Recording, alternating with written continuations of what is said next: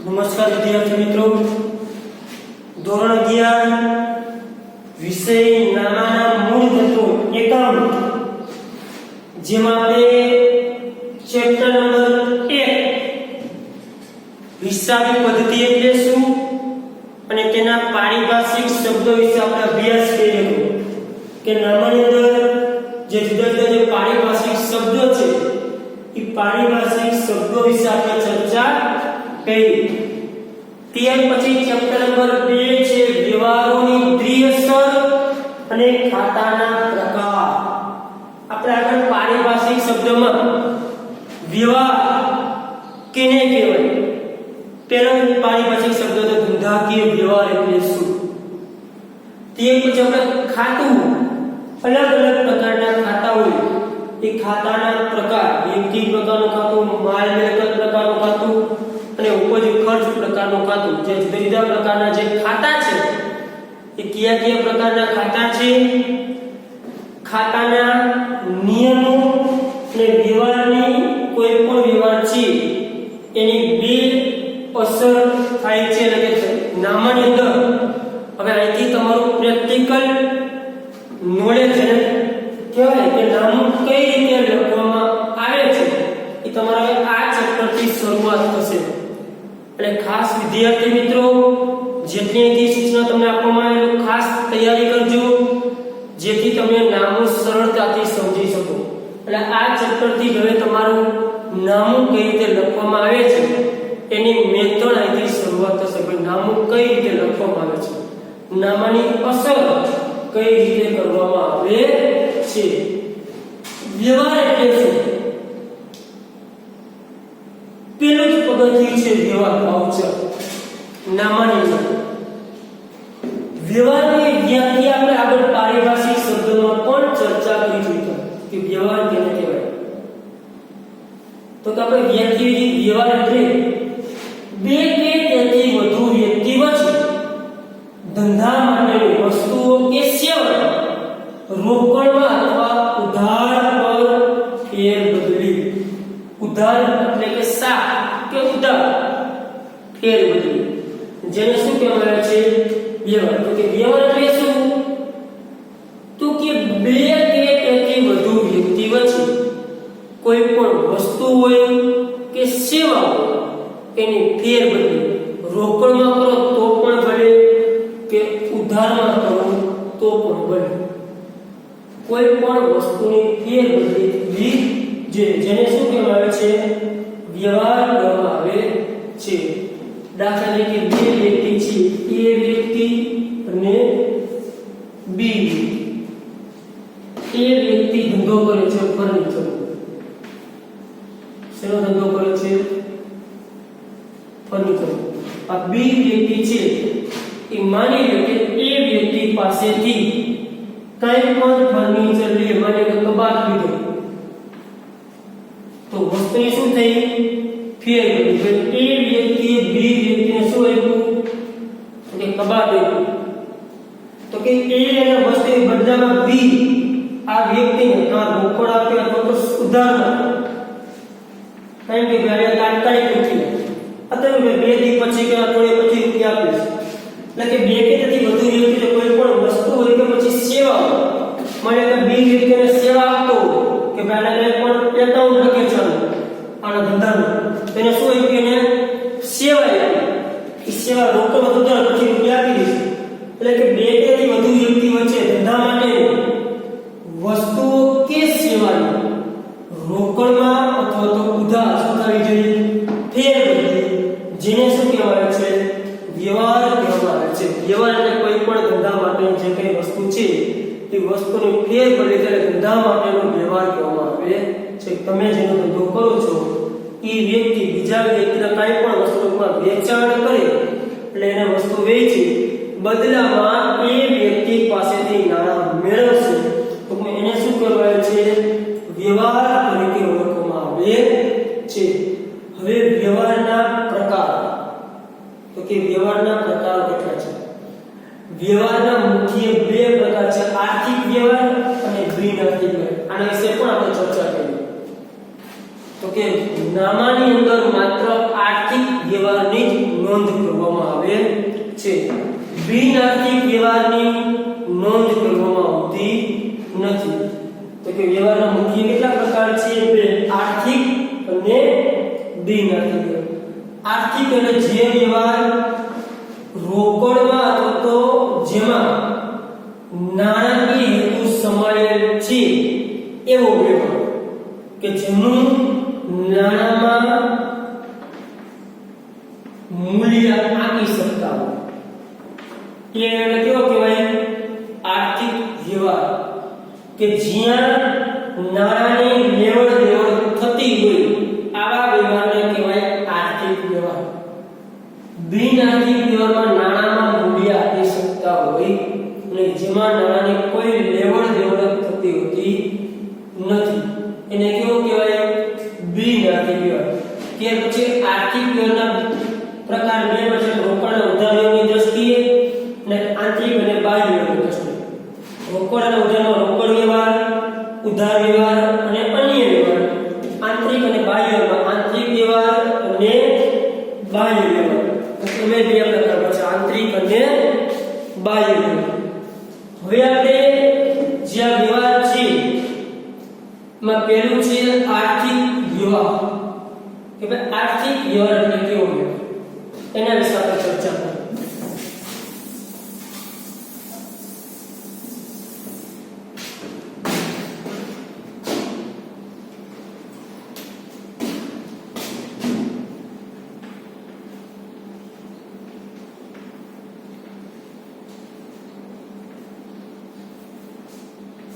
તો કે આર્થિક વ્યવહાર.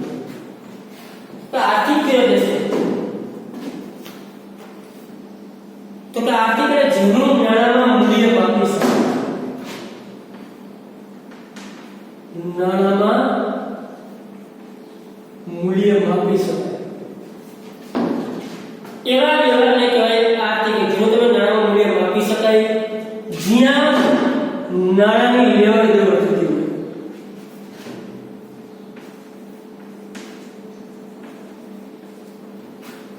અથવા ભવિષ્યમાં નાણાંની લેવડ દેવડ થવાની.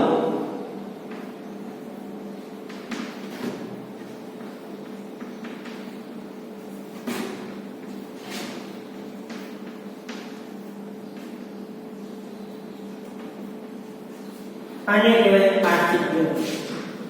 આર્થિક વ્યવહાર મુખ્ય ત્રણ લક્ષણ છે. કે આર્થિક વ્યવહાર એટલે શું?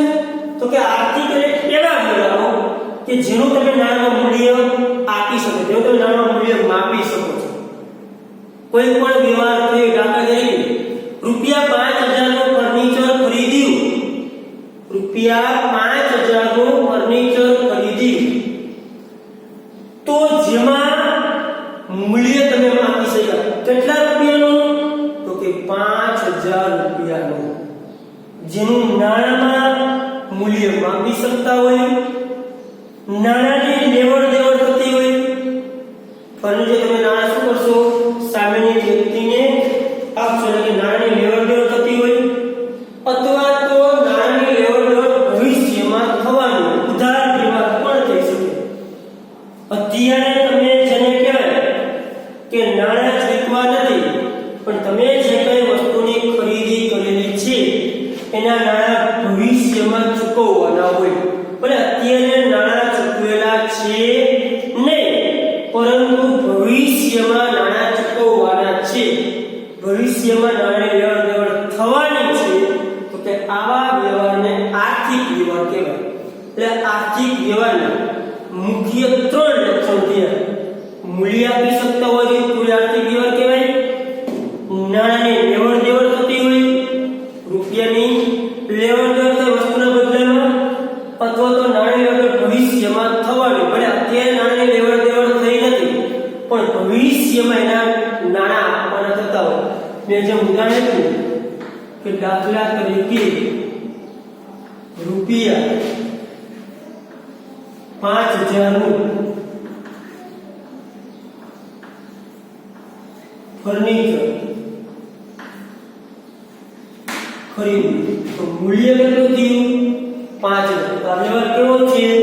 તો કે આર્થિક વ્યવહાર. શા માટે? કે મૂલ્ય આપી શકે, 5000 નાનું ફર્નિચર ખરીદ્યું. આપણે ફર્નિચર લીધું, બદલામાં આપણે નાણાં કાં તો આપતા હશું અથવા તો ભવિષ્યમાં નાણાં આપવાના થતા હશે. એટલે આને કેવો વ્યવહાર કહેવાય? આર્થિક. આર્થિક વ્યવહારના મુખ્ય 3 બાબતો. હવે આર્થિક વ્યવહાર બે જે અગત્યની બાબત છે, ઓળખી દેવાય કે ભાઈ આ વ્યવહાર આર્થિક છે. તો એના માટે બે અગત્યની બાબત છે આર્થિક વ્યવહાર માટે. પહેલું છે મિલકત, માલ કે સેવા સામે રોકડની લેવડ. અને બીજું છે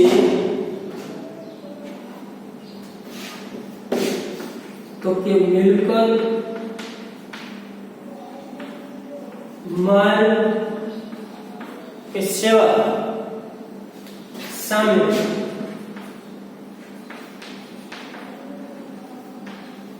સાકરનો વ્યવહાર. એટલે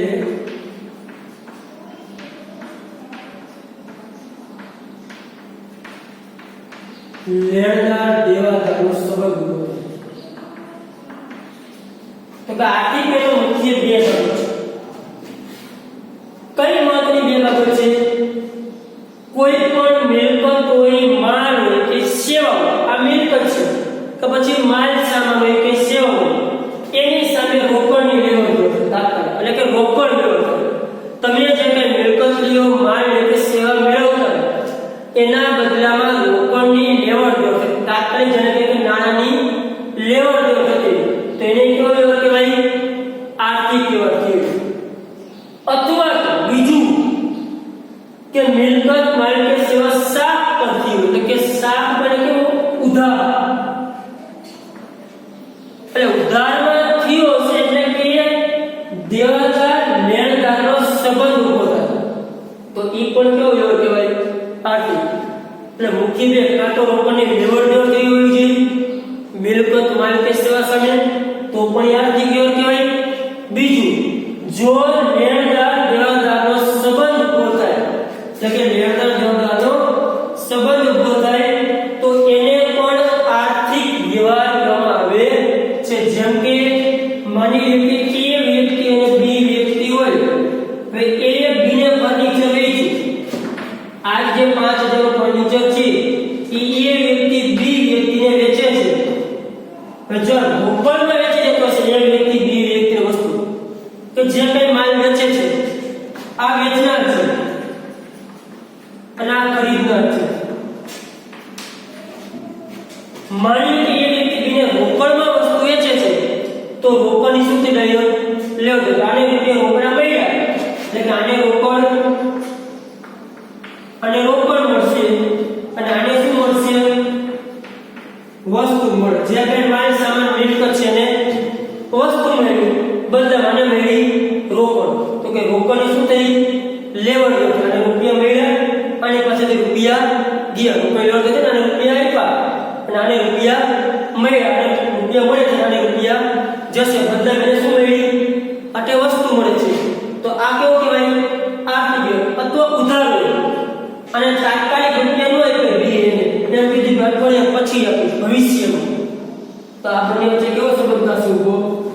લેણદાર દેવદાર. આ બનશે લેણદાર અને આ દેવદાર. આ બનશે ગ્રાહક. આપણે લેણદાર દેવદારની વ્યાખ્યા જોઈ છે. આ વેપારી છે અને આ છે એનો ગ્રાહક. બંને વચ્ચે વેપારી ગ્રાહકનો સંબંધ ઉભો થયો.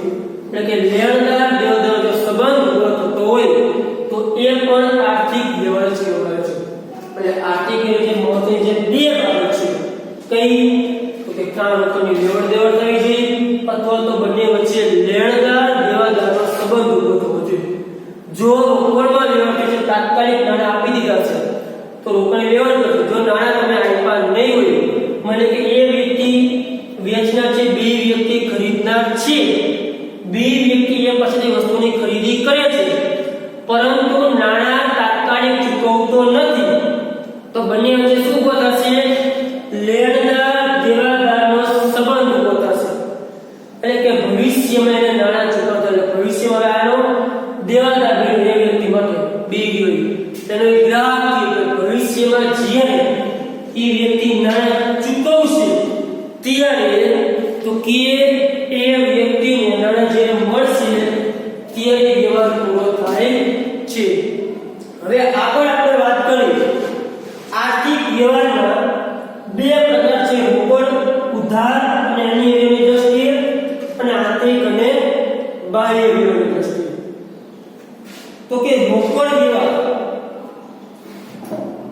ઉધાર વ્યવહાર અન્ય વ્યવહાર આંતરિક અને બાહ્ય દ્રષ્ટિએ આંતરિક અને બાહ્ય આપણે ચર્ચા કરી આર્થિક વ્યવહાર બરાબર છે કે આર્થિક વ્યવહાર કઈ રીતે હોય છે કે ભાઈ આર્થિક વ્યવહારના જે પ્રકાર છે તેના વિશે આપણે ચર્ચા કરી.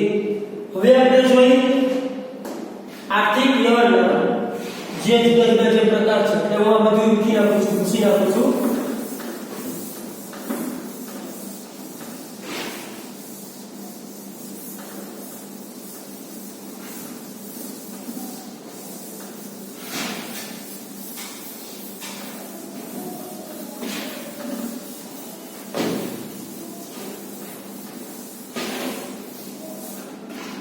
આર્થિક વ્યવહારના પ્રકારમાં કીધું રોકડ ઉધાર અને અન્ય વ્યવહાર.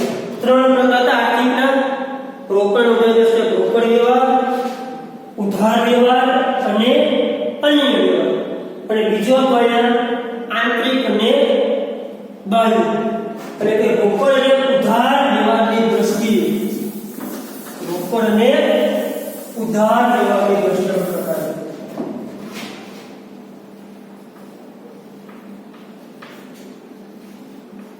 રોકડ અને ઉધાર વ્યવહારની દ્રષ્ટિએ તો કે રોકડ વ્યવહારની દ્રષ્ટિએ કેટલા પ્રકાર હતા? બે ત્રણ રોકડ વ્યવહાર પછી હતું ઉધાર વ્યવહાર અને ત્રીજું હતું અન્ય વ્યવહાર. તો કે રોકડ વ્યવહાર એટલે કેવો છે? તો કે રોકડ એટલે એવો વ્યવહાર કે જે વ્યવહારમાં નાણાંની પ્રાપ્તિ તો નાણાં ચૂકવણી તાત્કાલિક થાય. રોકડ એટલે કેવો જેમાં નાણાંની પ્રાપ્તિ કે ચૂકવણી શું થઈ હોય તાત્કાલિક થાય. રોકડ એવો વ્યવહાર કે જે વ્યવહારની અંદર નાણાંની પ્રાપ્તિ કે ચૂકવણી તાત્કાલિક કે ઉપર ડાયરેક્ટ રૂપિયા રોકડ આપી દીધા. દાખલા તરીકે ફર્નિચર લીધું તમે રૂપિયા ડાયરેક્ટ આપી કાલે 5000 રૂપિયા આ 5000 રૂપિયા રોકડ આ વ્યવહાર કેવો કહેવાય? રોકડ વ્યવહાર કે જેમાં નાણાંની ચૂકવણી તો નાણાંની પ્રાપ્તિ તમે નાણાં ચૂકવો તો તમને નાણાં તાત્કાલિક ત્યારે મળી ગયા હોય જેમાં નાણાંની ચૂકવણી અને પ્રાપ્તિ તાત્કાલિક થઈ હોય તો આને કહેવાય રોકડ વ્યવહાર કે જે વ્યવહારમાં નાણાં આપણે તાત્કાલિક તો મળતા હોય અથવા આપણે તાત્કાલિક આપણે ચૂકવી દેતા હોય એ કેવો કહેવાય? રોકડ વ્યવહાર. હવે રોકડ વ્યવહાર એમાં મિલકત અંગેનો રોકડ વ્યવહાર એમાં પ્રકાર છે મિલકત અંગેનો. મિલકત અંગે એટલે એવો રોકડ વ્યવહાર કે જેમાં તમે રોકડેથી મિલકતની ખરીદી કરી હોય. ઉદાહરણ તરીકે રૂપિયા 10,000 માં ધંધા માટે યંત્ર ખરીદ્યું. આ છે રોકડ વ્યવહાર. ડાયરેક્ટ રૂપિયા ધંધાએ આપી દીધા છે. શું લીધું? યંત્ર. યંત્ર ધંધા માટે શું કહેવાય?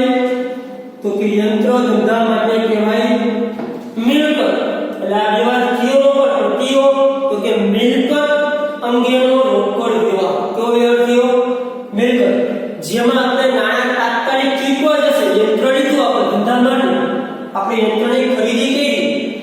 નાણાં તાત્કાલિક જ ચૂકવા છે, પણ શેના અંગે એટલે મિલકત ખરીદી કરી છે, એટલે જે રોકડ તો કેવો પ્રકાર કે મિલકત અંગેનો રોકડ કેવો વ્યવહાર, મિલકત અંગે રોકડ વ્યવહાર.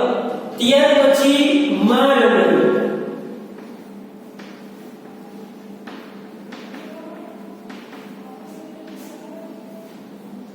ઉદાહરણ તરીકે રૂપિયા 20,000 નો માલ રોકડેથી ખરીદી. રૂપિયા 20,000 નો માલ રોકડેથી ખરીદી. આ વ્યવહાર રોકડેથી ખરીદી કરી છે એટલે આપણે નાણાં રોકડા તાત્કાલિક આપ્યા જશે એટલે આ વ્યવહાર કયો રોકડ પ્રકારનો થયો, આર્થિક વ્યવહાર કયા પ્રકારનો, રોકડ પ્રકારનો. પણ રોકડેથી માલ સામાનની ખરીદી કરી તાત્કાલિક આપણે નાણાં રૂપિયા રોકડા આપ્યા પછી આપણે માલ એટલે શું તે આપણે આગળ પારિભાષિક છે ધંધા માટે માલ કયો કહેવાય, જે વસ્તુનો ધંધો વેપાર કરતો હોય, જે વસ્તુનો ધંધો વેપાર કરે એ વસ્તુ ધંધો ખરીદે કે એ વસ્તુ વેચે એ ધંધા માટે શું કહેવાય, માલ કહેવાય. એટલે કે માલની વ્યાખ્યા મુજબ કે માલ અંગેનો વ્યવહાર કયો બને, જે વસ્તુનો વેપાર ધંધો કરે છે એ વસ્તુ પછી ખરીદી કરે તો ભલે કે મને કામમાં રોકડેથી વેચો તો ધંધાને ડાયરેક્ટ તાત્કાલિક નાણાં શું થશે, મળશે. એટલે કે એ વસ્તુની ખરીદી કરે તો ભલે કે એ વસ્તુ વેચે તો પણ ભલે, પણ એ શું કહેવાય, ધંધા માટે શું કહેવાય છે ને માલ કહેવામાં આવે છે. આપણે માલની વ્યાખ્યા જોઈ ચૂક્યા છે કે જે વસ્તુનો ધંધો વેપાર કરતો હોય એ વસ્તુ ધંધો ખરીદી કરે કે વેચાણ કરે તો એ ધંધા માટે શું કહેવાય, માલ.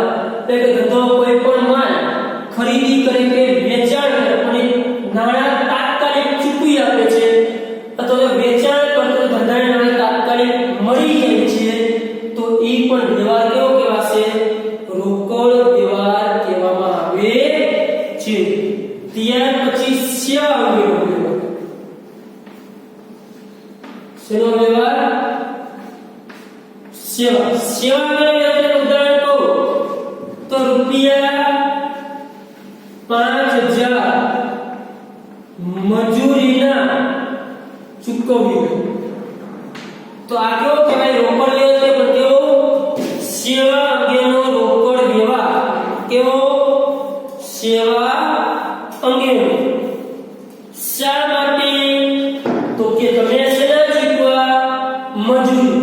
તો કે મજૂરી તમે શું મેળવી કહેવાય, ધંધાએ આ મેળવી સેવા. કે કોઈ વ્યક્તિ ધંધામાં કામ કરે છે એને કામ કરી દીધું ધંધાને બદલામાં ધંધાએ જેને કે જે કામ કર્યું છે બદલામાં ધંધો એને જે નાણાં ચૂકવે છે તો ધંધાએ સેવા મેળવી. શું મેળવી, સેવા. એ ધંધાએ કોઈ નથી વસ્તુ આપી કે નથી ધંધાની પાસે કોઈ વસ્તુની ખરીદી કરી પણ ખાલી શું ધંધાએ મેળવી છે, સેવા મેળવી છે. તો સેવા અંગેનો જેને કે વ્યવહાર છે કેવો, રોકડ. એટલે ત્રણ વ્યવહાર કેવા છે, રોકડ વ્યવહાર જ છે. કેવા છે, રોકડ છે. ત્રણે ત્રણ વ્યવહાર જે છે એ રોકડ છે. એટલે કે કામના બદલે જે નાણાં ચૂકવવામાં આવે તેનો અર્થ સેવા તરીકે ઓળખવામાં છે. આ ત્રણે ત્રણ વ્યવહાર કેવા છે, રોકડ છે. મિલકત અંગેનો રોકડ વ્યવહાર, માલ અંગેનો રોકડ વ્યવહાર અને સેવા અંગેનો રોકડ વ્યવહાર. ત્યાર પછી ચોથું છે દેવા લેણા સાથેનો વ્યવહાર.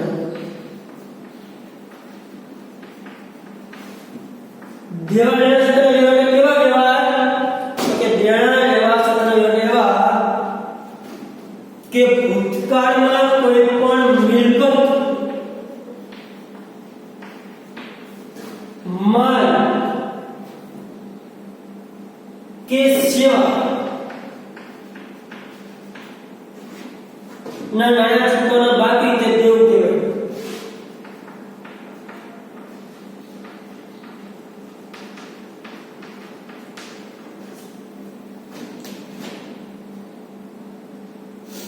અને આ સિવાય નાણાં મળવાના બાકી આ કહેવાય દેવું અને આ કહેવાય લેણ. અને આ નાણાં જ્યારે તમને મળે તો આ વ્યવહાર કહેવાય દેવા લેણા વ્યવહાર. કેવા કહેવાય? દેવા લેણા વ્યવહાર.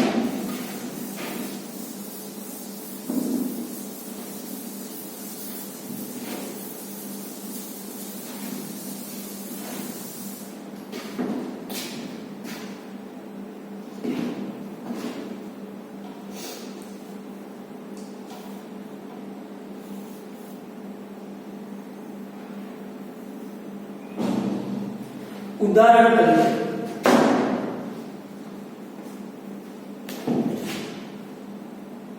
રમીલા પાસેથી ખરીદેલ વાહન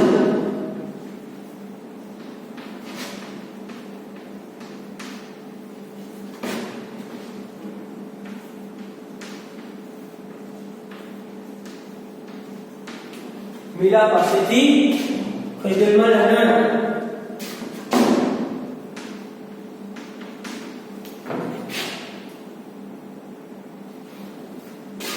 3000 બાકી હતા.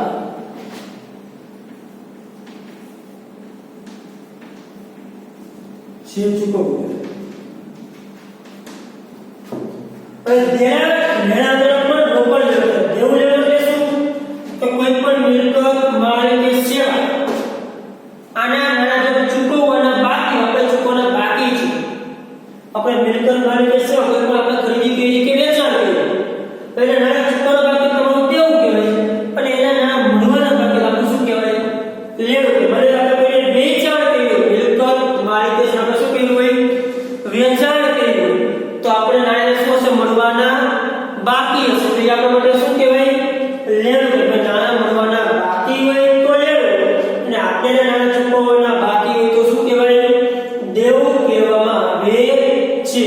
એટલે કે હવે જે આપણે વાત કરી છે કે દેવા લેણા સાથેના વ્યવહારો અને કેવા વ્યવહારો કે ભાઈ દેવા લેણા સાથેના વ્યવહારો કેવા વ્યવહારો કે જે તો કે આ ભવિષ્યમાં જ્યાં ભૂતકાળમાં જ્યાં વ્યવહાર બનેલો છે કે કોઈ પણ મિલકત, માલ કે સેવા તમે ઉધાર ખરીદેલી હતી એટલે કે માને કે રમીલા પાસેથી ખરીદેલ માલના નાણાં 3000 બાકી હતા જે હવે તમે ચૂકવો છો એટલે અત્યારે તમે રોકડમાં ચૂકવા તો અત્યારે તમારે રોકડની લેવડ દેવડ થઈ પણ કેવો વ્યવહાર કહેવાય?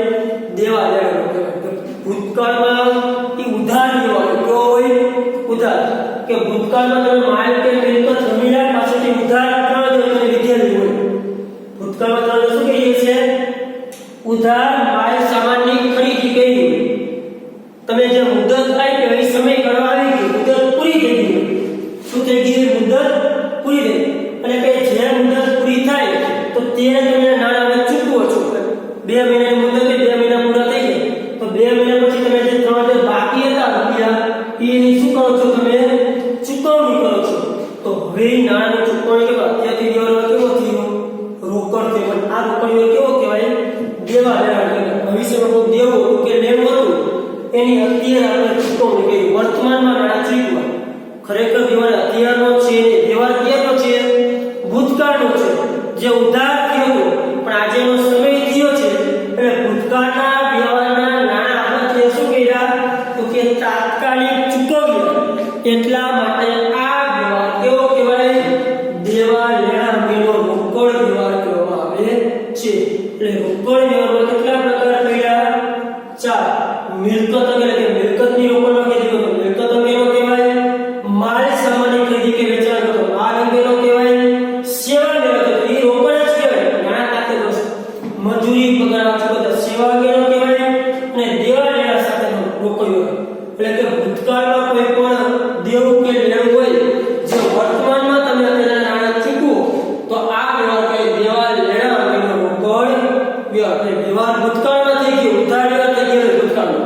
અને નાણાં તમે અત્યારે રોકડમાં ચૂકવતા હોય તો આ વ્યવહાર કહેવાય દેવા લેણ અંગેનો. કેવો વ્યવહાર? તો કે દેવા લેણ અંગેનો જેને કહેવાય કે ઉધાર વ્યવહાર જે થયેલ છે એ અત્યારે રોકડ બન્યો. ત્યાર પછી આપણે જે બીજું છે ઉધાર વ્યવહાર. કેવો વ્યવહાર હતો? બીજો પ્રકાર ઉધાર વ્યવહાર. કે ઉધાર એટલે કેવો વ્યવહાર? તો કે ઉધાર એટલે એવો વ્યવહાર કે જે વ્યવહારની અંદર તો કે નાણાં તરત જ ચૂકવવામાં આવતા ન હોય, એટલે કે નાણાં ભવિષ્યમાં ચૂકવવાના હોય, જેની પતાવટ ભવિષ્યમાં થવાની હોય, એટલે કે આ વ્યવહારમાં દેવાદાર લેણદારનો સંબંધ ઊભો થાય. ચાલો મિત્રો સંબંધ ઊભો થાય દેવાદાર લેણદાર.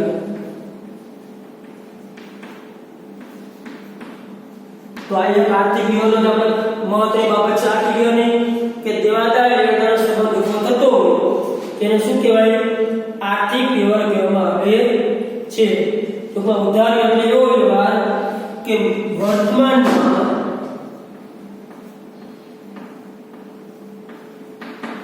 માલ,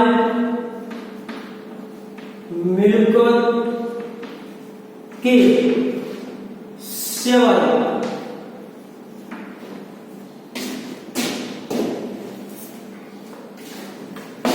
ખરીદ વેચાણ થાય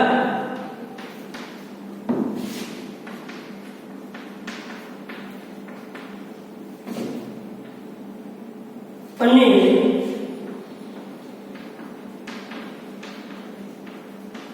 ભવિષ્યમાં નાણાં ચૂકવવાના કે લેવાના થાય એને કેવો કહેવાય? ઉધાર વ્યવહાર કહેવામાં આવે છે. ઉદાહરણ તરીકે કલ્પનાને 5000 નો માલ 7 પર વેચ્યું. તો કે ઉધાર એટલે એવો વ્યવહાર કે જે વ્યવહારમાં દેવાદાર લેણદારનો સંબંધ ઊભો થાય. શું થાય? દેવાદાર લેણદારનો સંબંધ ઊભો થાય. બીજું કે વર્તમાનમાં માલ સામાનનું ખરીદ વેચાણ કરવામાં આવ્યું અને નાણાં ભવિષ્યમાં ચૂકવવાના કે લેવાના થતા હોય આ વ્યવહાર કહેવાય ઉધાર વ્યવહાર. કે વર્તમાનમાં વ્યવહાર થયો છે. વ્યવહાર કેવો થયો છે? વર્તમાનમાં ખરીદી કે વેચાણ માલ મિલકત કોઈ પણ સેવાનો ખરીદ વેચાણ જે કંઈ થયું હોય તે માલ હોય મિલકત હોય કે સેવા કોઈ પણ વસ્તુની વર્તમાનમાં ખરીદ વેચાણ થયું પણ જેના જે નાણાં છે એ નાણાં તાત્કાલિક ચૂકવ્યા હોય એટલે ભવિષ્યમાં ચૂકવવાના અથવા તો લેવાના. તમે વેચાણ કરી તો નાણાં લેવાના થાય અને જો તમે ખરીદી કરી તો નાણાં ચૂકવવાના થાય. એટલે કે ભવિષ્યની અંદર નાણાં ચૂકવવાના થતા હોય કે નાણાં લેવા થતા તેને કેવો વ્યવહાર કહેવામાં આવે છે? ઉધાર વ્યવહાર કહેવામાં આવે છે. ઉધાર વ્યવહારમાં દેવાદાર લેણદારનો સંબંધ ઊભો થાય. તો કે જે વ્યવહાર થયો છે વર્તમાનમાં પણ જેના નાણાં તાત્કાલિક ચૂકવેલા હશે નહીં, જેના નાણાં તાત્કાલિક નહીં ચૂકવેલા, જેના નાણાં ભવિષ્યમાં ચૂકવવાના હોય અથવા તો ભવિષ્યમાં મળવાના હોય ત્યારે તો કે આવા વ્યવહાર કેવો કહેવાય? ઉધાર. દાખલા તરીકે કલ્પનાને 5000 નો માલ 7 પર વેચ્યું તો કલ્પનાને ધંધા માટે શું કહેવાય? માલનું વેચાણ કે કલ્પના ધંધા માટે કહેવાય દેવાદાર. અને જે આપણો જે ધંધો છે આપણો શું કહેવાય? એના લેણદાર. કોણ? ધંધો. ધંધો એ કલ્પના માટે લેણદાર થશે અને કલ્પના ધંધા માટે શું થશે? દેવાદાર. બે વચ્ચે કેવો સંબંધ સ્થાપિત થયો? દેવાદાર લેણદાર. એક થયો દેવાદાર, એક થયો લેણદાર. જેને રૂપિયા ચૂકવવાના છે કહેવાય દેવાદાર અને જેને રૂપિયા લેવાના છે એ કહેવાય લેણદાર. અત્યારે નાણાં ચૂકવવાના છે, અત્યારે નાણાં મળ્યા નથી પણ ભવિષ્યમાં એ વ્યવહાર થવાનો છે. ભવિષ્યમાં નાણાં ચૂકવવાના કે લેવાના હોવાથી આ વ્યવહાર કેવો કહેવાય? ઉધાર. રોકડમાં તો તાત્કાલિક નાણાં ચૂકવવાનું થતું ઉધાર વ્યવહારમાં તાત્કાલિક નાણાંની ચૂકવણી થશે નહીં. વ્યવહાર વર્તમાનમાં થશે, ખરીદી વેચાણ જે કંઈ થતું હોય તે વ્યવહાર અત્યારે થશે, પણ એના જે નાણાં છે એ તાત્કાલિક નહીં ચૂકવે, પણ ભવિષ્યમાં નાણાં ચૂકવવાના કે લેવાના થતા હોય તો એને કેવો વ્યવહાર કહેવામાં આવે છે? તો કે એને કહેવામાં આવે છે કેવો? ઉધાર વ્યવહાર. ત્યાર પછી આપણે રોકાણના ઉધાર વ્યવહાર જેમ બીજું કયું હતું? અન્ય વ્યવહાર. શું હતું?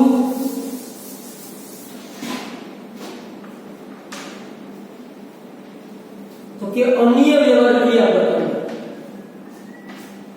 તો કે અન્ય વ્યવહાર એવા વ્યવહાર કે જે વ્યવહાર રોકડ કે ઉધારે નથી પણ વિશિષ્ટ પ્રકારના વ્યવહાર છે. એને વ્યવહારની જેને કે નોંધ થઈ છે, જેમ કે અકસ્માતમાં માલ નાશ પામવો,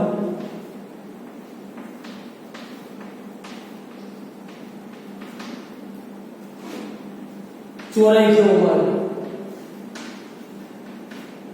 આગમાં બળી જવો માલ, આ બધે અન્ય વ્યવહાર છે જે રોકડમાં કે ઉધારમાં કાંઈ નથી થતા. બરાબર છે. દાનમાં માલ આપવો,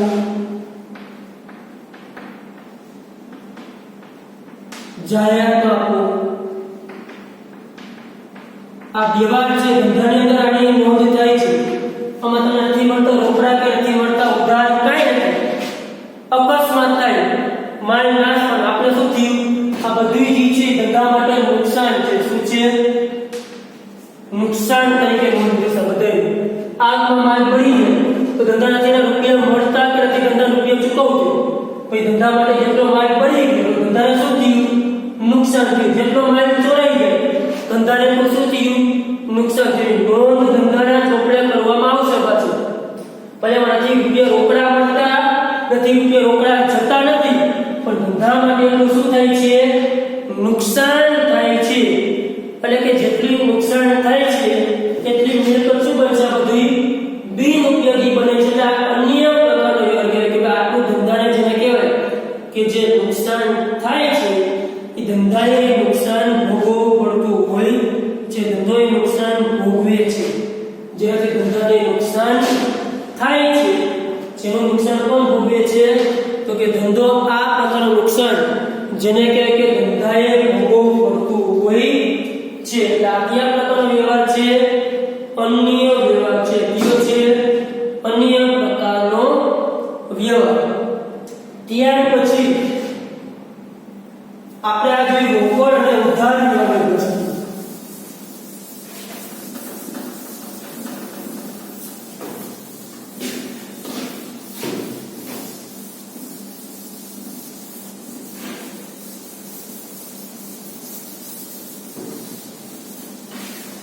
ત્યાર પછી આપણે જોઈએ આંતરિક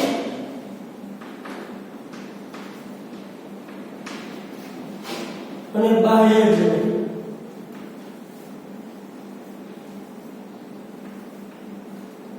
બીજું હતું આંતરિક અને બાહ્ય વ્યવહારની દ્રષ્ટિ. હવે આંતરિક વ્યવહાર કેવો? તો કે આંતરિક એટલે કેવા વ્યવહારો કે જેમાં અન્ય પક્ષને આ વ્યવહારો જેને કહેવાય કે ધંધામાં થતા હોય. શેમાં થતા હોય? કે આ વ્યવહાર ધંધામાં થતા હોય. અન્ય પક્ષની જરૂર પડે નહીં.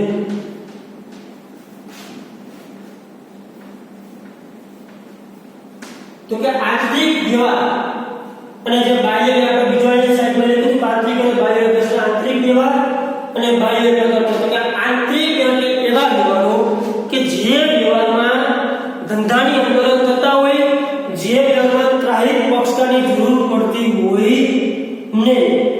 આ વ્યવહારના ઉદાહરણ છે મિલકતનો ઘસારો. મિલકતનો ઘસારો. પછી કુદરતી આપત્તિથી કોઈ પણ નુકસાન થતું હોય.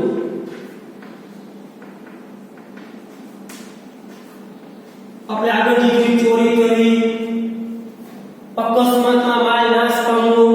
આમાં કોઈ ત્રાહિત પક્ષની જરૂર પડતી નથી. આ વ્યવહાર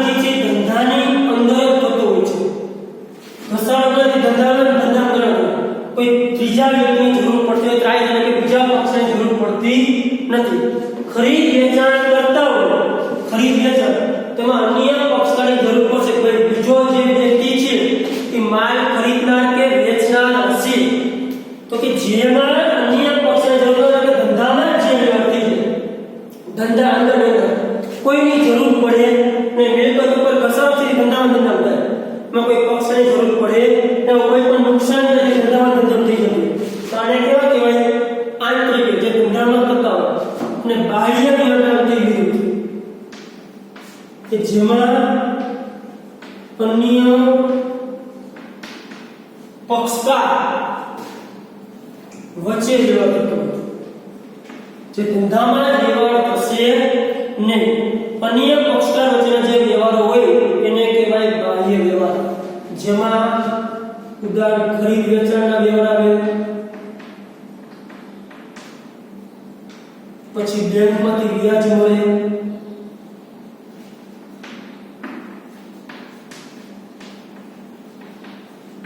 બેંક વ્યાજ છે, બરાબર છે, પછી મજૂરી ચૂકવણી છે. આ બધા કેવા વ્યવહાર છે? બાહ્ય વ્યવહાર, અન્ય પક્ષકાર સાથે વ્યવહાર થાય છે. યંત્રની ખરીદી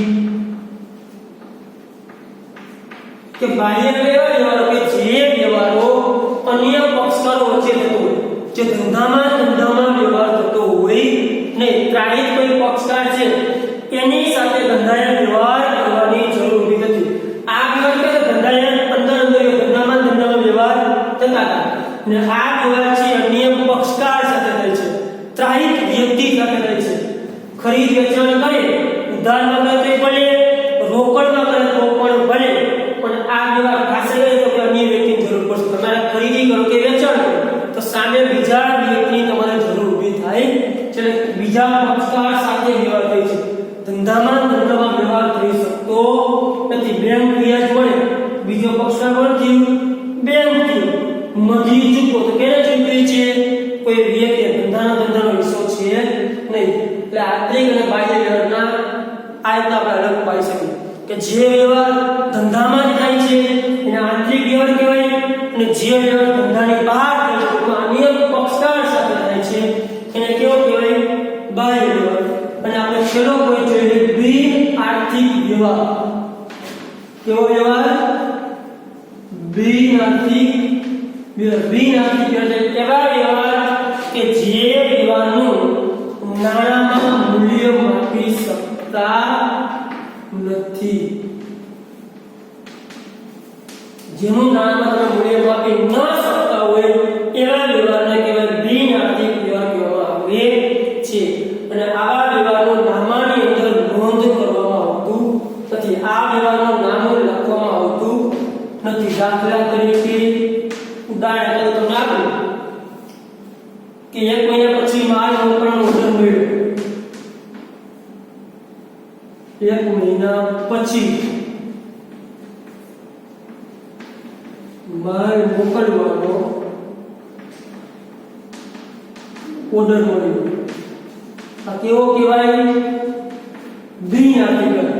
તમને અત્યારે ઓર્ડર મળ્યો છે, જે આપણે કોઈ વ્યવહાર કરેલ છે, ને જે આપણે જ્યારે માલ વેચશું ત્યારે વ્યવહાર, એટલે કે નાણાંમાં જે કોઈ મૂલ્ય આપી શકતા નથી. તમને ઓર્ડર આવ્યો કે મારે આટલો માલ જોઈએ છે, કેટલા ભાવની પછી નથી વસ્તુ, એટલે કે બિન આર્થિક એટલે શું? કે જે વ્યવહારનું મૂલ્ય આપી શકતા નથી એને કહેવાય છે બિન આર્થિક વ્યવહાર. આપણે વ્યવહારના જે જુદા જુદા જે આર્થિક અને બિન આર્થિક વ્યવહાર મુખ્ય બે પ્રકાર છે. આર્થિક વ્યવહાર જે રોકડ ઉધારી દ્રષ્ટિએ આપણે જોયું હતું, આંતરિક અને બાહ્ય વ્યવહાર દ્રષ્ટિએ આપણે જોયું, અને બિન આર્થિક વ્યવહાર કેને કહેવાય છે એના વિશે આપણે ચર્ચા કરી. ત્યાર પછી આપણે